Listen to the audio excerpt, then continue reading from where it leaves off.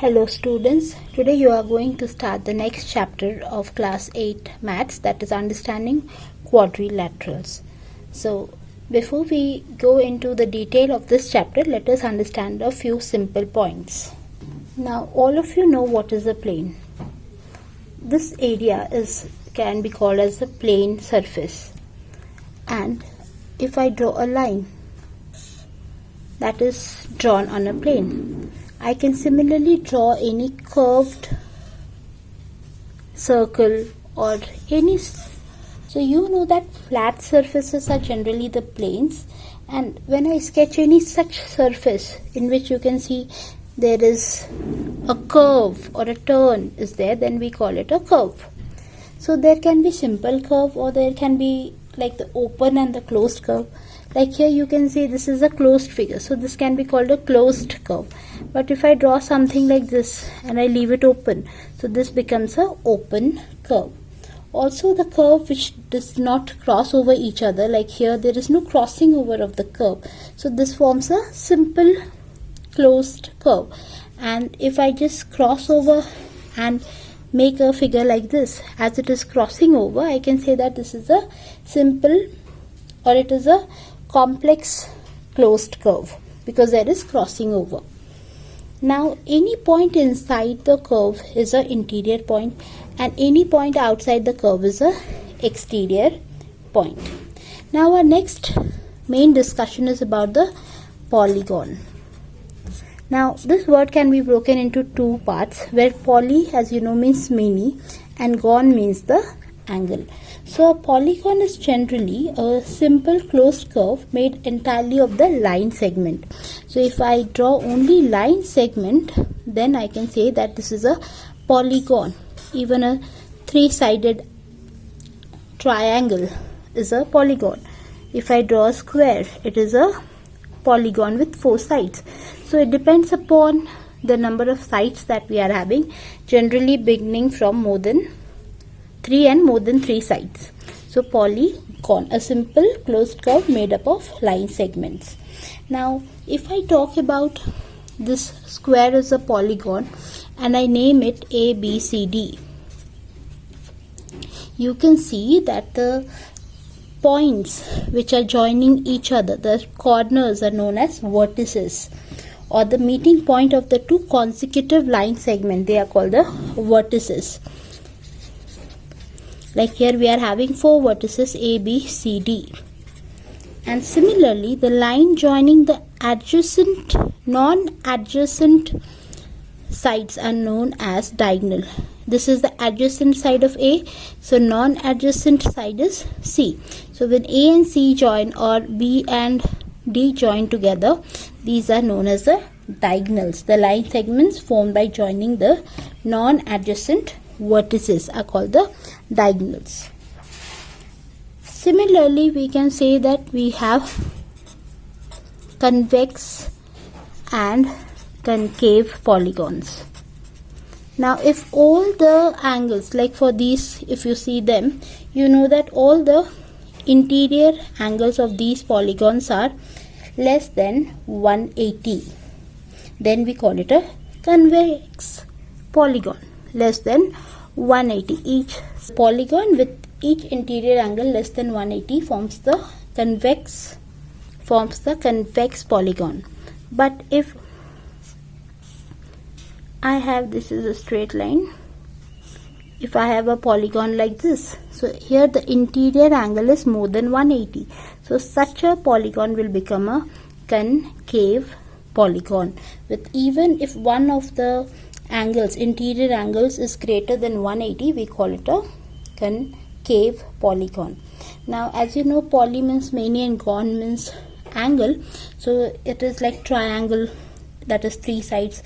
Then we have quadrilateral, in which the whole chapter that we are going to discuss is based on quadrilateral. So quadri means 4, so we will be discussing the 4-sided figures like square, rectangle and so on. And pentagon is the 5-sided angle structure. Hexagon, like here 1, 2, 3, 4, 5, 6 sides are there, this is a hexagon, and so on. Also we have the regular and the irregular polygon. Now when we talk about the regular polygon, a polygon with all its sides of equal length and interior angle also equal are called the regular polygon. Like I can say a equilateral triangle has all the three sides equal and all the three angles are also equal. Or a square, all the sides are equal and also all the angles are equal. So that is a regular polygon. But irregular polygon does not have all sides equal. So maybe like a rectangle, there are two opposite angles are same, even though all the side angles are 90 degree, but we cannot say that it is a regular polygon. Also a rhombus, here the sides are equal but the angles are not same, so we cannot call them as a regular polygon. We call these as a irregular polygon. The formulas that you will use for calculation are, if you are finding out the sum of all the interior angles of a regular polygon, then you can multiply n minus 2, where n is the number of sides, into 180. Also you can do 2n minus 4 into 90, that is almost same as this. The interior angle of n-sided polygon is n minus 2 into 180 by n. The sum of the exterior angle of a regular polygon is 360 and the exterior angle of a regular polygon is 360 by n, that is the number of side. And if the polygon has the sides more than 3, then you can calculate the number of diagonals using the formula n into n minus 3 by 2. For example, if n is 4, it is a four-sided figure. So 4 minus 3 becomes 1 into 4, that is 4 by 2 is 2. So 2 diagonals in a four-sided polygon. Now let us try to solve some questions based on these formulas and ideas. Okay, so let us start solving some questions based on the formulas that I just told you. Now the sum of interior angles of a polygon is given as 2700. Find how many sides this polygon has. Now you know the formula that the total or the sum of interior angles of a regular polygon is taken by the formula 2n minus 4 into 90, or you can also use the formula that I showed, n minus 2 into 180. So this formula is equal to the value given to us. So let us put this as an equation here. So now we have to calculate how many sides, that is n. We have to calculate the value of n. So as 90 is multiplied here, if I take it to the other side, it will become division, and 2700 will be divided by 90, which will give me 2n minus 4 equal to 30. So the minus 4 goes to the other side and it becomes a plus 4. So n is equal to 34 by 2, that is 17. So using the simple formula, we can easily get this number of sides. Our next question is, find the sum of measures of all interior angles of a polygon with the side 8.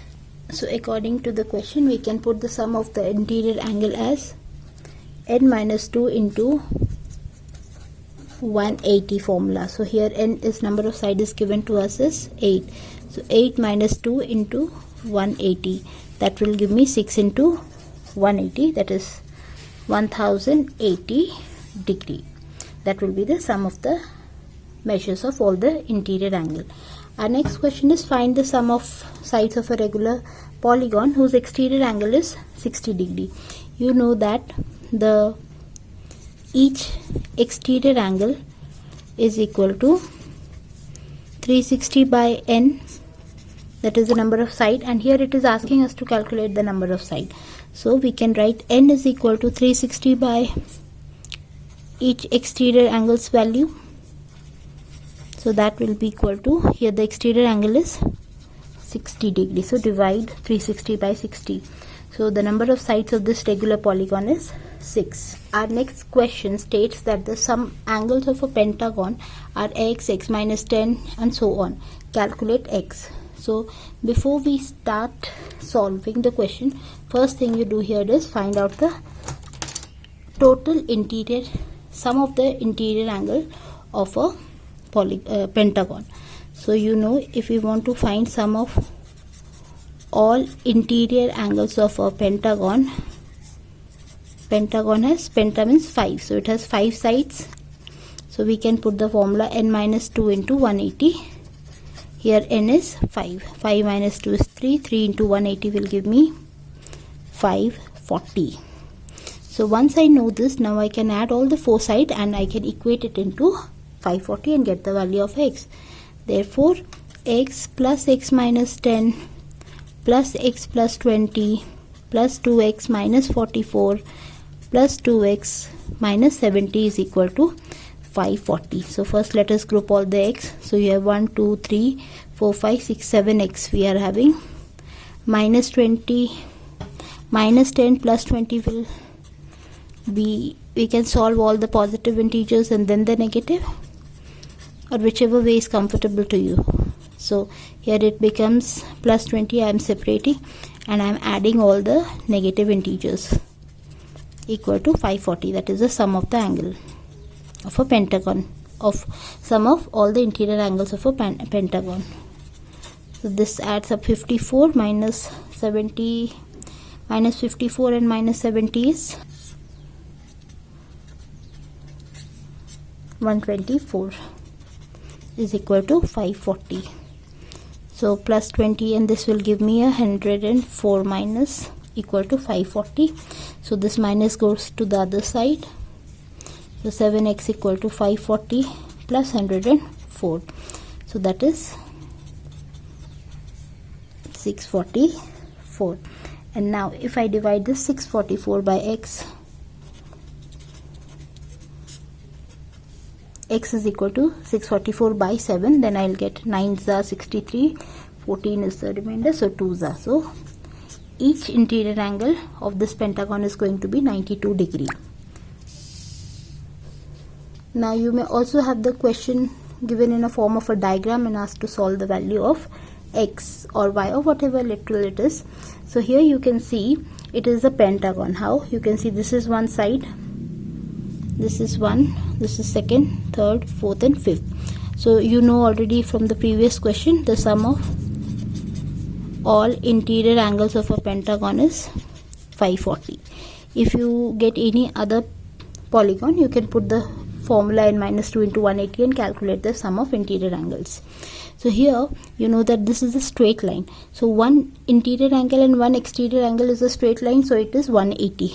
So here it will be 120 because 180 minus 60, and here 180 minus 80 is 100. So I know all the interior angles. So let me add 40 plus x plus 120 plus 100 is equal to 540.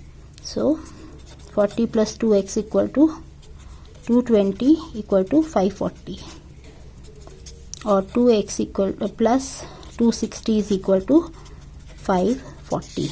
So we can just take the 260 to the other side. So we will be left with 280, and then the value of x will be 280 by 2, that is 140 degree. So like that you can calculate the value of x. Okay, so let us take one more question so that you clearly get the concept of solving the polygon and finding out the interior and the exterior angle. Here we are talking about a heptagon. As you can see in the question, hepta means 7 sides. It has 3 equal side angles of 120 and 4 equal angles. Let these 4 angles whose values are not given, let that be x. The 4 unknown angles, equal angles. So because it will be 4 plus x, 4x plus x plus x 4 times, that means, so the value will be 4x. So 3 angles which are known to us is 120 into 3, that is 360. So what is the value of the total interior angle of heptagon? We can calculate it with the formula n minus 2 into 180. So n is 7 here, we get 900.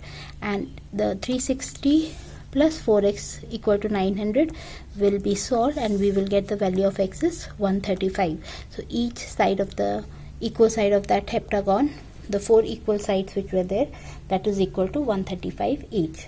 with this I'm sure you will be able to solve the questions in your exercise. You have understood the concept of understanding quadrilaterals. Thank you for watching.